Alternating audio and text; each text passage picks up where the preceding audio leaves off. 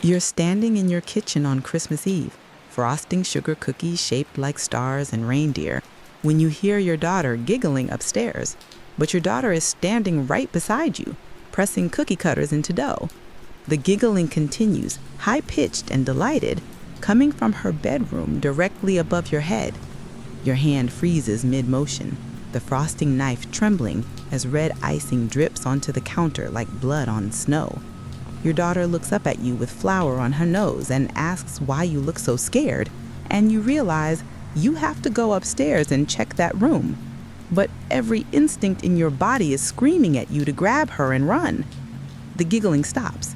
Then it starts again, but this time it's coming from inside the walls, moving through the house like something alive, getting closer to the kitchen. You tell yourself it's the TV, maybe a neighbor's kid, maybe anything except what your gut knows it is. Someone or something has been in your house this entire time, watching you bake cookies with your child, waiting for the perfect moment to reveal itself. The stairs creak under weight you didn't put there. You grab your daughter's hand and pull her toward the front door, but she resists, confused and starting to cry, asking why you're acting so weird, why you won't let her see what Santa brought early. That stops you cold because you never mentioned Santa bringing anything early, and she's only 5 years old. Where did she get that idea?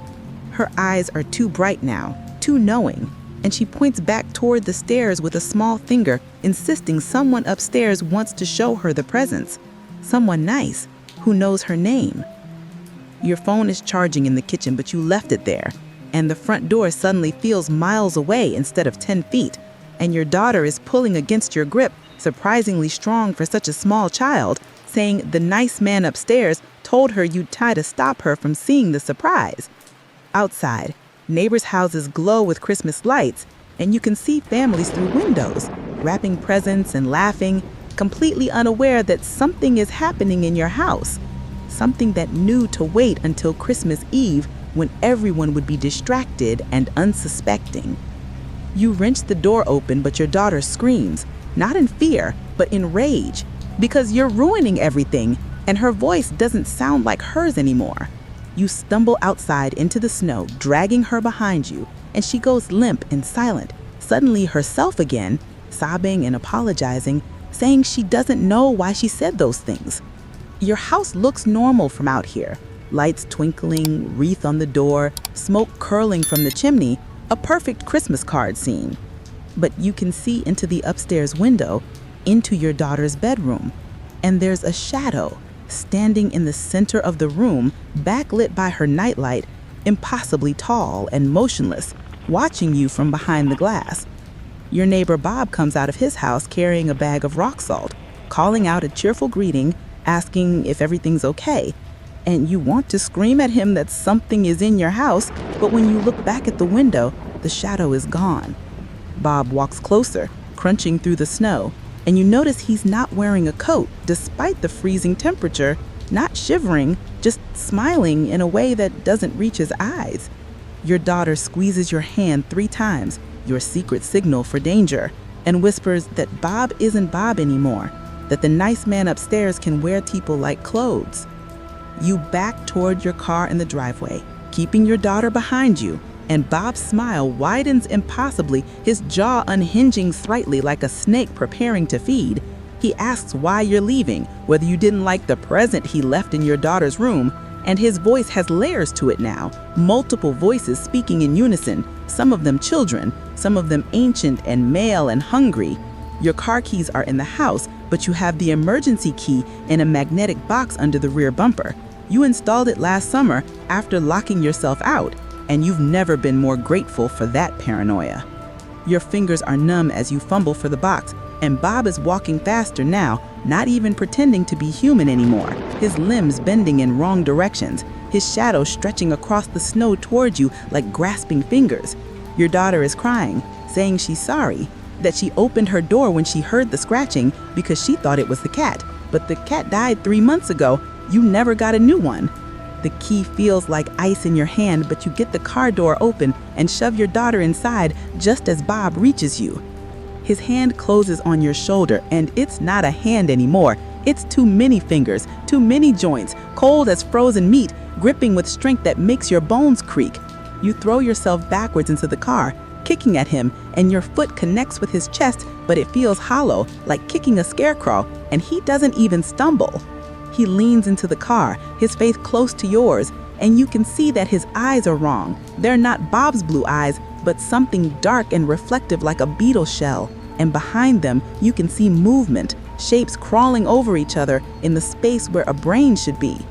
He whispers that you can't leave yet because the real celebration starts at midnight, that he's been preparing this Christmas for you for so long, that he's been in your house since Thanksgiving, watching, learning, waiting for the perfect night when the veil is thinnest and belief is strongest. Your daughter is screaming from the back seat, and you realize the car is still running.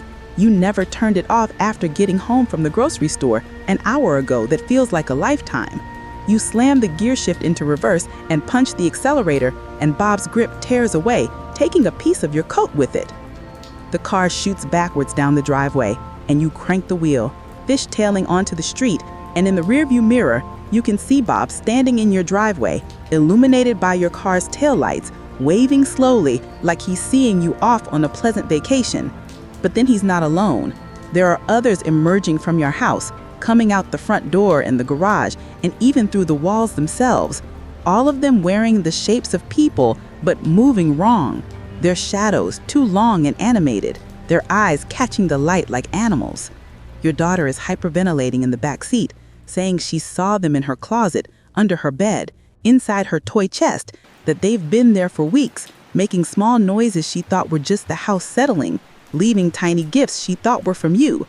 A dead bird in her shoe, a tooth under her pillow that wasn't hers, a drawing she didn't make showing your family holding hands with tall black figures. You drive toward the police station, but the streets are empty now.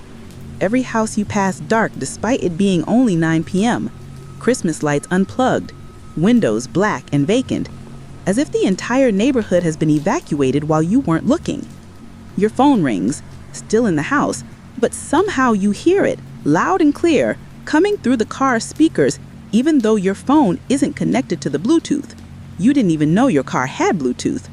Your daughter's voice comes through the speakers, but she's right behind you, silent and terrified. So whose voice is this? The voice says, "Mommy, please come home. We're not done with Christmas yet. Santa hasn't come, and you need to be there when he arrives because he's bringing something special just for you, something he's been saving for a very long time." The voice giggles, that same giggle you heard from the bedroom. And then it's joined by other voices, a chorus of children who aren't children anymore, singing a Christmas carol in a minor key that makes your teeth ache. You wrench the stereo faceplate off, but the singing continues, louder now, coming from everywhere, from the vents and the seats and the headliner. And you realize the car smells wrong, like copper and pine needles and something rotting beneath artificial cinnamon. Your daughter taps your shoulder and says, "We have to go back," her voice flat and dreamy, because she left her favorite doll in the house, and the nice man promised he'd take care of it until she returned. And didn't you teach her never to break a promise? You pull over on a highway entrance ramp under a streetlight that's flickering like a dying heartbeat, and you grab your daughter's face in both hands, forcing her to look at you. And her pupils are dilated so wide her eyes are almost completely black. You shake her gently, saying her name over and over, "Emma, Emma, Emma," trying to bring her back from wherever that thing in your house sent her mind.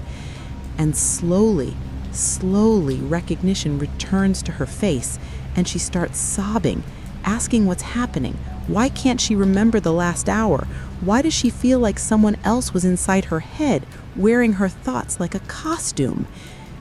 You tell her you're going to Grandma's house, 3 hours away, and you're never going back to that house. Never.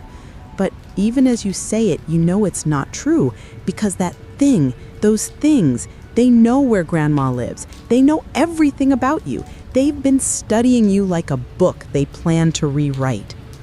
The radio turns itself back on, and a cheerful announcer says it's going to be a white Christmas this year, folks. A real Christmas miracle.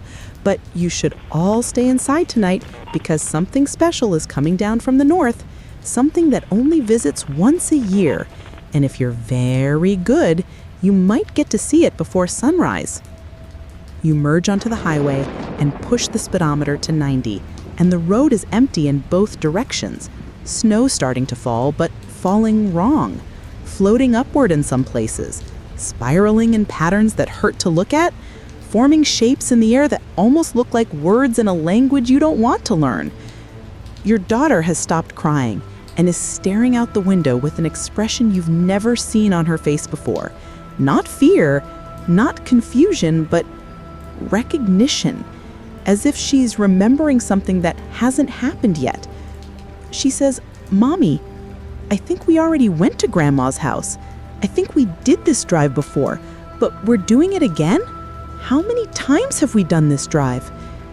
And you realize you don't remember leaving your house, don't remember the last few hours clearly, just fragments and fear, and the sense that time is folding in on itself like origami made from moments. The mile markers on the highway are counting backward instead of forward. Mile 47, mile 46, mile 45? But you're driving away from the city. These numbers should be increasing. And when you look in your rearview mirror, you can see your house in the distance behind you, impossibly, sitting in the middle of the highway where no house should be, all its lights blazing. Something vast and dark spreading from it like wings made of shadow and snow. Your daughter reaches forward and touches your hand with fingers that feel too cold, and she says in a voice that's almost hers, "He's waiting for us to come home, Mommy. He's always been waiting. We never really left at all."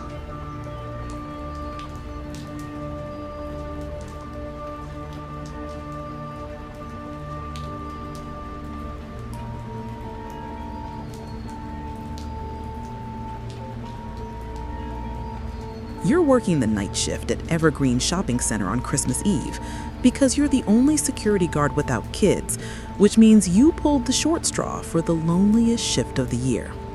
The mall closed at 6, but your job is to walk the empty corridors until midnight, making sure everything's locked down. And normally this wouldn't bother you. Except tonight, the mall feels different, bigger somehow. The corridors stretching longer than they should, the ceiling higher, the shadows in the closed storefronts moving when you're not looking directly at them. Your footsteps echo wrong, creating rhythm patterns that sound almost like whispered conversation. And twice you've heard the carousel in the center court start up by itself, playing that distorted mechanical music that's cheerful and nightmarish simultaneously. You tell yourself it's on a timer, maybe triggered by motion sensors detecting your presence. But the carousel stopped being used 5 years ago after a kid got hurt, and management disconnected it, chained it up, put up barriers. It shouldn't work at all. The wooden horses have expressions you don't remember them having, their mouths open too wide, their eyes following you as you walk past, and one of them is turning backward against the direction of the carousel's rotation, its head rotating a full 360 degrees to watch you leave. Your radio crackles with static, and then Dan's voice comes through. Dan, the other security guard who called in sick tonight, supposedly with food poisoning, except he sounds fine now, better than fine, almost excited, as he asks if you've checked the Santa's workshop display in the North Wing. You tell him you thought he was homesick, and there's a long pause before he says he was never sick. He's been here the whole time, waiting in Santa's workshop because someone needs to make sure the children get what they deserve this Christmas. His laugh is wrong, too high-pitched, borderline hysterical, and then the radio cuts to static again, and you're alone with just the hum of the emergency lights and the distant sound of the carousel, still turning, its music getting slower and deeper like a record running down. You pull up the security camera app on your phone and scroll to the North Wing, to the Santa's workshop display, and there's Dan, standing in the middle of the fake snow and plastic reindeer, facing the camera directly, waving slowly with both hands, his mouth moving like he's talking to you, even though the cameras don't have audio. Behind him, sitting in Santa's throne, is a figure in a red suit, but it's too large to be the mannequin they usually use, too organic, rising and falling as if breathing, and its beard isn't white cotton, but something that looks wet and dark. You tell yourself you should call the real police, but your phone has no signal now, despite having full bars a minute ago. And the mall's landlines are in the security office at the other end of the building, past Santa's workshop, past whatever Dan has become. You decide to leave, to just walk out the employee exit and deal with the consequences tomorrow. But when you push through the door marked exit, it opens into the food court, which should be impossible because the exit is on the east side and the food court is central. These spaces aren't even adjacent. You're turned around somehow, disoriented. So you try another exit, the loading dock door, but that opens into the children's play area with its foam climbing structures and plastic slides, all of it looking sinister in the dim emergency lighting, and you can hear small feet running across the foam, children laughing, except the mall is closed and locked and there shouldn't be children here. A small voice calls out, asking if you want to play hide and seek, saying that they've been hiding since Christmas last year and they're so good at it, so very good, and if you find them, they'll show you the way out. But if they find you first, you have to stay and play forever. You run now, not caring about protocol or procedure, just trying to find any exit that leads outside. But every door you open leads deeper into the mall, into sections you don't recognize. A corridor lined with mirrors that reflect versions of yourself in different stages of decay. A room full of wrapped presents leaking dark fluid from their seams. A workshop where mechanical elves are assembling something organic and moving on blood-stained tables.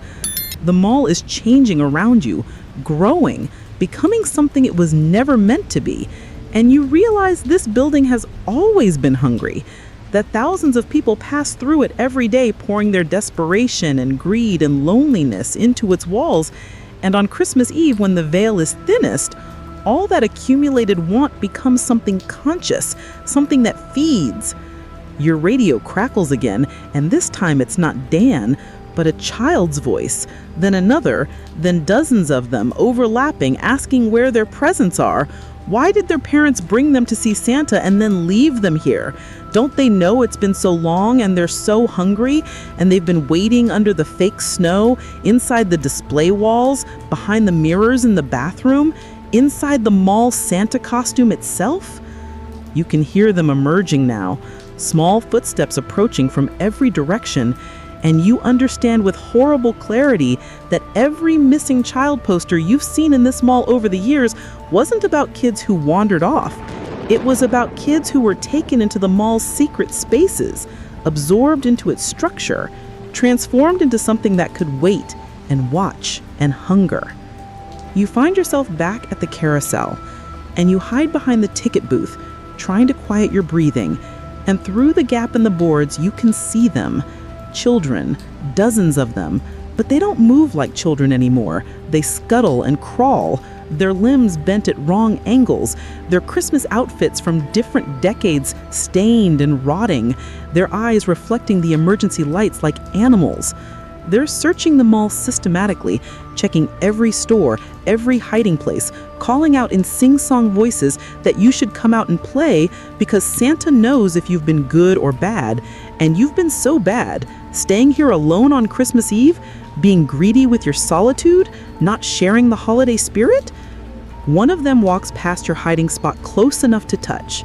A little girl in a red velvet dress from maybe the 1980s. Her hair and pigtails tied with bells that jingle softly, and she stops and sniffs the air like a dog catching a scent. She turns her head toward your hiding place, and her neck keeps turning, rotating completely around, her face upside down now, smiling with too many teeth. And she whispers that she can smell your fear, that it smells like gingerbread and candy canes, and she hasn't tasted anything that delicious in 37 years. You close your eyes and pray to a God you stopped believing in, and when you open them, she's gone. But you can hear her bells jingling from inside the carousel itself, from between the wooden horses. Dan's voice booms through the mall's PA system, echoing from every speaker, saying it's time for the Christmas Eve celebration to begin, that everyone needs to gather in the center court for the lighting of the special tree. And you realize he's talking to the children, to those things that used to be children, calling them home. You risk looking around the ticket booth and see them converging on the center court from every direction, dozens becoming hundreds, emerging from stores and walls and spaces that shouldn't exist, all of them moving toward the massive Christmas tree in the center. And sitting at the base of that tree, in Santa's throne, is the figure in red, larger than any person. Its beard moving independently like white worms, its eyes black and reflective as coal, its gloved hands gripping the armrests with fingers too long and jointed in too many places. Dan stands beside the throne wearing a Santa's helper outfit, a green elf costume that's too small for his adult body. His smile stretched so wide it looks like his face might tear. And he's holding a list, an ancient leather-bound book that shouldn't be possible, reading names aloud, names of children who were naughty, children who need to be corrected, children who need to disappear into the mall's secret heart and learn what real Christmas spirit means. The gathered children applaud and cheer, and the figure on the throne stands, rising to an impossible height, its red suit splitting open to reveal something underneath that's not flesh or bone, but writhing darkness held in shape by will alone. You run while they're distracted, finally finding a door that leads to an actual exit, a fire door that shouldn't be unlocked but is, as if the mall is letting you go, bored with you, or maybe just confident you'll come back. You burst out into the parking lot, and the cold air hits you like salvation, and you run to your car, fumbling with keys, and you don't look back until you're on the main road. And when you do look back, you see the mall sitting in its vast, empty parking lot, lit up like always, looking completely normal. But you can see shadows moving behind every window, and the Christmas tree visible through the skylight is pulsing with a red light that matches the rhythm of a heartbeat. Your phone suddenly has signal again, and it's exploding with missed calls and voicemails, all from Dan's number, all from tonight.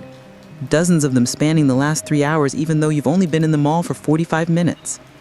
You listen to the first voicemail, and it's Dan screaming, begging you not to come to work tonight, saying he came in sick because he had to, because something called him here, something that's been calling him every Christmas Eve for 7 years since he started working here. And he can't resist anymore. He tried, but he can't. And if you come to work, it will call you too. The voicemail is time-stamped from 3 hours ago. But you got to the mall early. You were already inside when he supposedly called, which means you never heard the warning. Or maybe the mall made sure you didn't hear it, made sure you'd come inside so it could evaluate you, test you, see if you'd break or run or become another one of its permanent residents. You drive home, but you can still hear the carousel music, faint but persistent, playing somewhere in the back of your mind. And when you close your eyes, you see that figure on the throne standing up, growing larger, its red suit falling away to reveal the truth. This thing has been sitting in malls across America for centuries, wearing the costume of Santa Claus, letting children sit on its lap and whisper their desires, feeding on the belief in greed and growing stronger every year as consumerism and desperation make the perfect breeding ground for something ancient and hungry. You park in your driveway and sit in the darkness, and you realize your mall keys are still on your belt, and they're warm to the touch, warmer than they should be, almost hot. And when you look down at them, you see they're glowing faintly red like coals in a dying fire. Your phone rings, Dan's number, and you answer without thinking, and his voice comes through cheerful and normal, saying, "Hey, buddy, sorry about calling in sick. I feel much better now. In fact, I feel great, better than I have in years, and I was thinking maybe we could switch shifts for next Christmas Eve. Give you a chance to experience the mall on the most magical night of the year." You hang up and throw your phone across the car, and in your rearview mirror you can see your front door is open, even though you locked it this morning, and standing in your doorway, backlit by your living room lights, is a small figure in a red velvet dress with pigtails tied with bells. She waves at you slowly, and you can hear those bells jingling even through your closed car windows, and she mouths words you can read clearly. "See you next Christmas."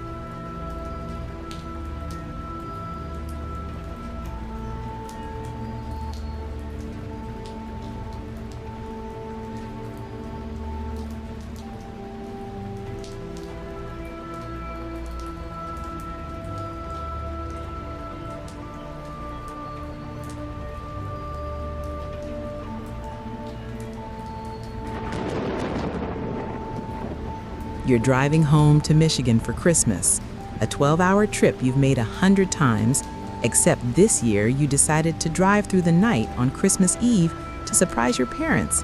And somewhere around hour 7, around 2 a.m. in rural Pennsylvania, you take a wrong turn.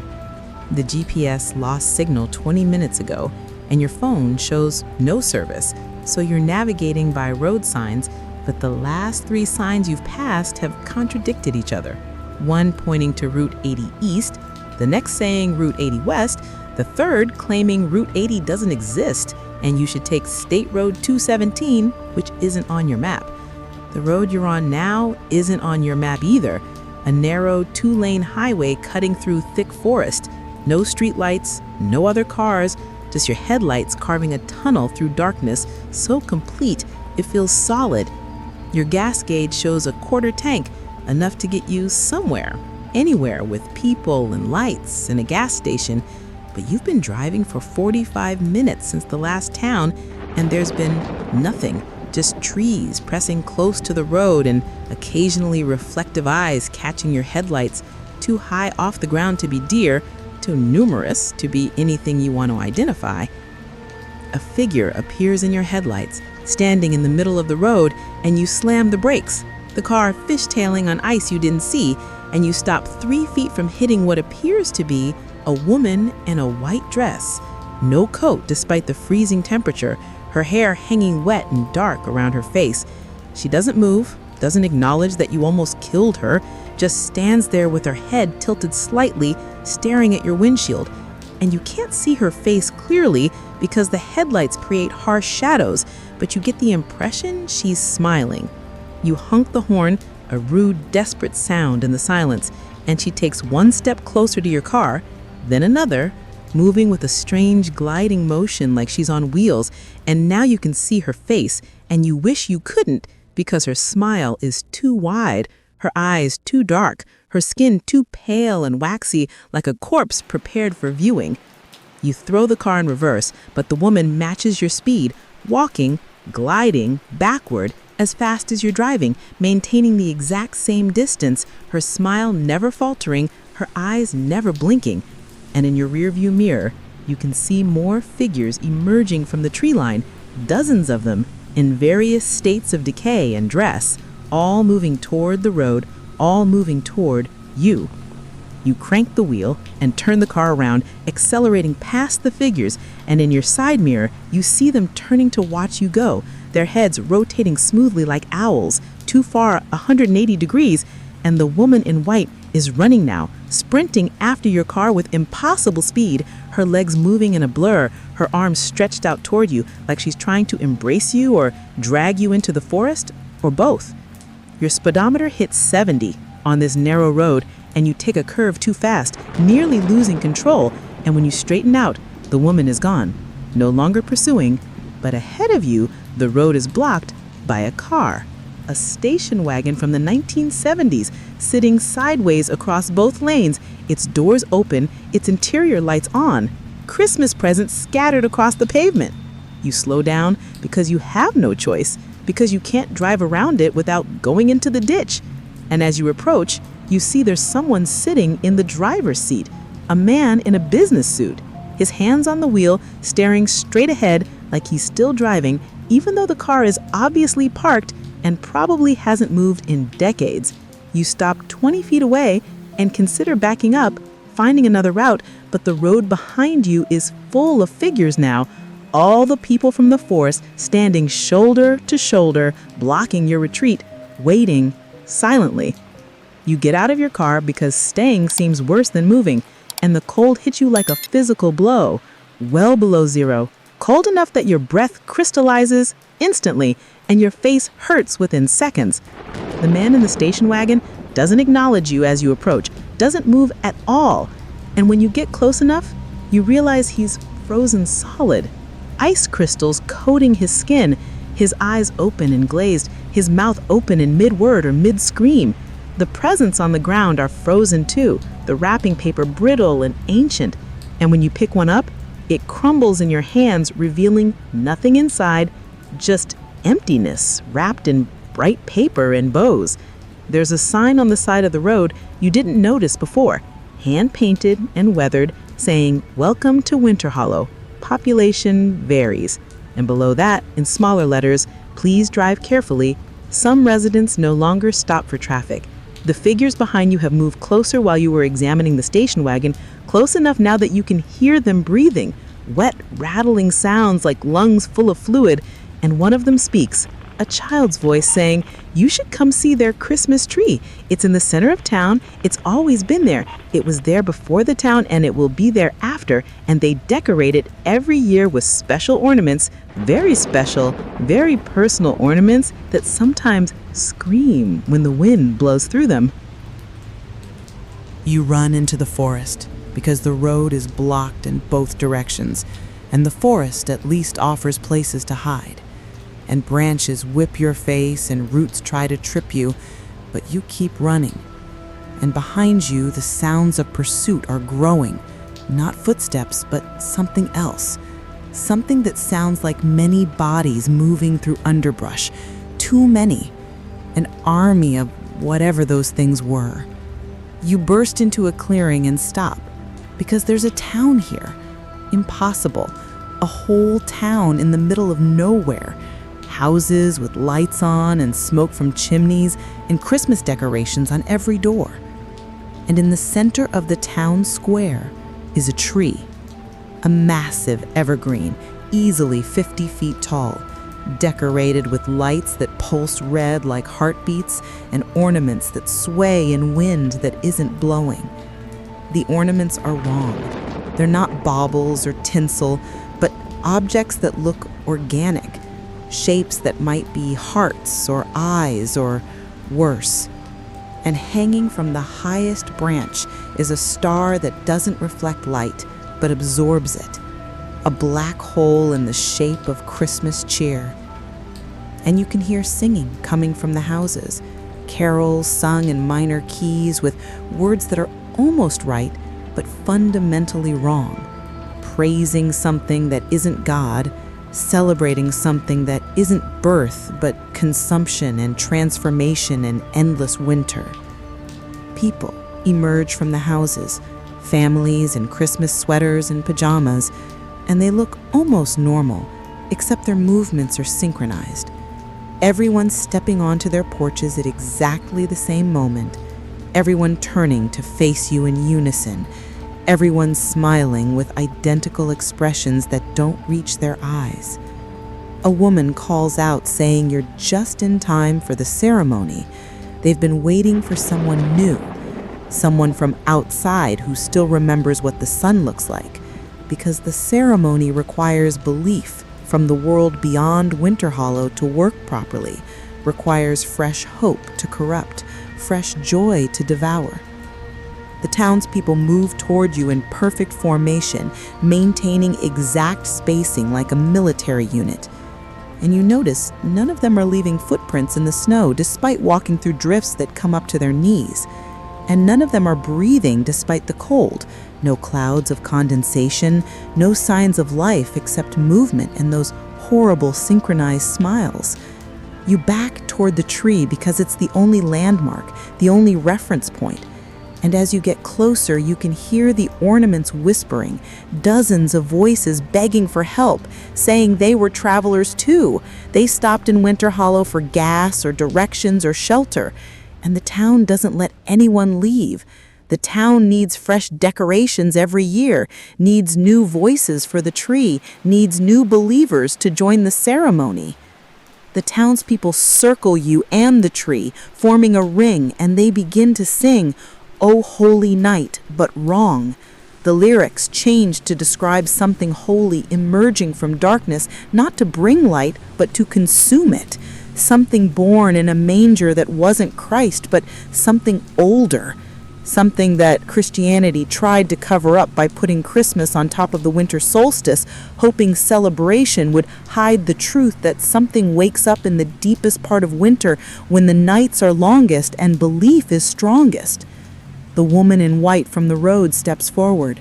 She's clean now, beautiful, no longer rotting, and she offers you a place in the circle, says you can join them, stay forever, never grow old, never feel pain, just exist in perfect Christmas morning forever. Opening the same presents, singing the same songs, worshiping the same darkness that's kept this town alive, or whatever they are, for centuries.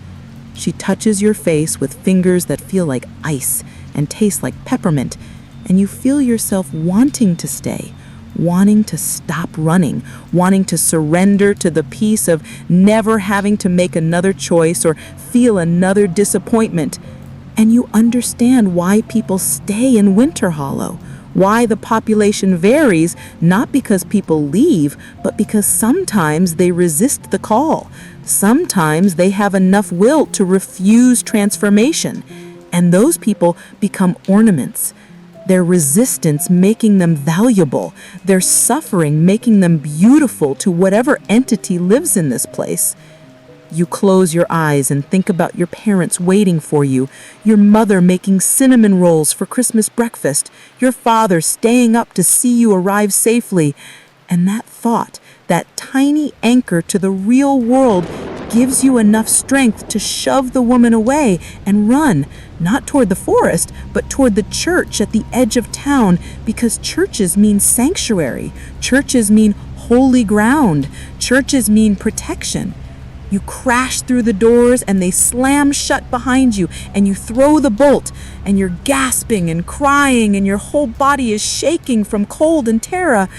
And slowly you realize the church is empty. Not just of people, but of furniture, of decoration, of anything that would make it a church. Just bare walls and a bare floor and stained glass windows that show images you can't quite look at directly, scenes of worship involving figures that are only partly human. The altar at the front isn't an altar but a well, a deep stone circle descending into the earth, and carved around its rim in languages you don't know are what you somehow understand are names, thousands of names. Every person who ever stopped in Winter Hollow and never left. The town singing outside has stopped, and someone knocks on the door politely. 3 soft knocks, and the woman's voice says you can't hide in there. That building isn't a church anymore. It stopped being holy the same night the town stopped being a town. The night something climbed out of that well and made an offer the residents couldn't refuse. The door explodes inward, and they pour in, all of them, filling the space surrounding you, and you back up until you're at the edge of the well, and you can feel cold air rising from below, carrying whispers and the smell of pine and decay. And you have a choice. Jump into the well and hope it leads somewhere, anywhere else, or join them. Let them make you into something that will never be afraid or lonely or human again. The woman in white reaches for you, and her smile is almost kind now, almost pitying. And she says everyone who comes to Winter Hollow makes the same choice eventually. That nobody really wants to leave, they just think they do because they're afraid of letting go of a world that never loved them anyway. A world that will forget them the moment they're gone. But Winter Hollow remembers. Winter Hollow keeps everyone forever, immortal and perfect and Christmas morning happy for eternity. You look into her dark eyes and see yourself reflected there. See what you could become, peaceful, content, smiling, dead inside where it matters, but alive in ways that don't. And then you step backward into the well and fall. And the last thing you hear before darkness takes you is their collective sigh of disappointment, the sound of a town losing its newest ornament. You wake up in your car on the side of Route 80, Pennsylvania State Trooper knocking on your window, and he's asking if you're okay, saying you've been parked here for hours, saying it's Christmas morning now and you should get home to your family. Your gas tank is empty, your car is covered in snow, and you have no memory of how you got here, just fragments of a nightmare about a town that doesn't exist and a tree that collects screams. You thank the trooper and he helps you get to a gas station, and you make it home by noon, and your parents hug you and say they were worried. Your phone went straight to voicemail all night, and you realize you're holding something in your pocket? An ornament, red and glass and beautiful, with your name etched on it in silver letters. Your mother says it's lovely and asks where you got it, and you lie and say a rest stop. But that night, when everyone's asleep, you take it outside to throw it away, and when you try to release it, you can't. Your fingers won't open, and the ornament whispers in a voice like wind through pines that Winter Hollow always gets its decorations eventually, that you're marked now, claimed, and next Christmas Eve when you're driving alone, you'll take that wrong turn again, and this time, you won't wake up on Route 80. This time, you'll stay. And the tree is waiting. Always waiting, growing more beautiful with each new voice added to its collection.